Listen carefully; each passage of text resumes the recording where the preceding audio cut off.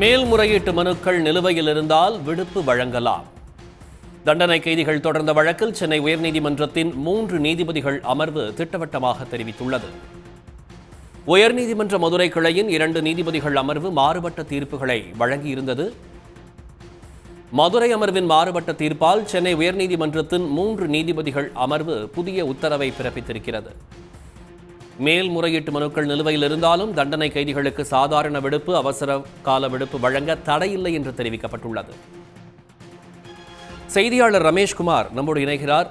ரமேஷ்குமார், இது தொடர்பான விவரங்கள் என்ன?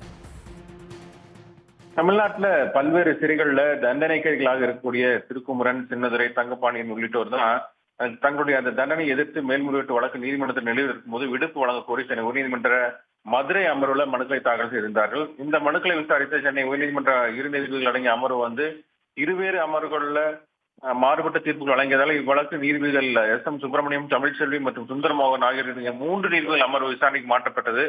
இந்த வழக்கு விசாரித்த 3 நீதிபதிகள் அமர்வு தமிழ்நாடு தண்டனை நிறுத்தி வைப்பு விதிகளின்படி தண்டனை எதிர்த்து மேல்முறையீட்டு மனு உயர்நீதிமன்றத்திலோ அல்லது உச்சநீதிமன்றத்திலோ நிலுவையில் இருக்கும் போது கைதிகளுக்கு சாதாரண விடுப்பு அல்லது அவசர கால விடுப்பு அளிக்க இயலுமா, கைதிகளுக்கு விடுப்பு தர சம்பந்தப்பட்ட அதிகாரிகள் மேல்முறையீட்டு மனுக்கள் மீது தீர்ப்பு வரும் வரை காத்திருக்க வேண்டும் என கேள்வி எழுப்பியிருந்தது.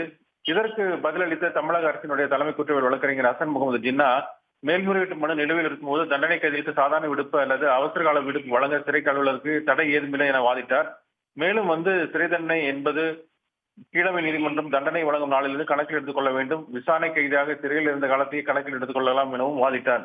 இது தவிர தண்டனை கைதிகள் மீது வேறு வழக்கு விசாரணை இருந்தால் விடுப்பு வழங்க முடியாது என்றும், விடுப்பு வழங்குவது குறித்து அனைத்து விதிகளுக்கும் விலக்கு அளிக்கும் அதிகாரம் அரசுக்கு உள்ளதாக அவர் தெரிவித்தார்.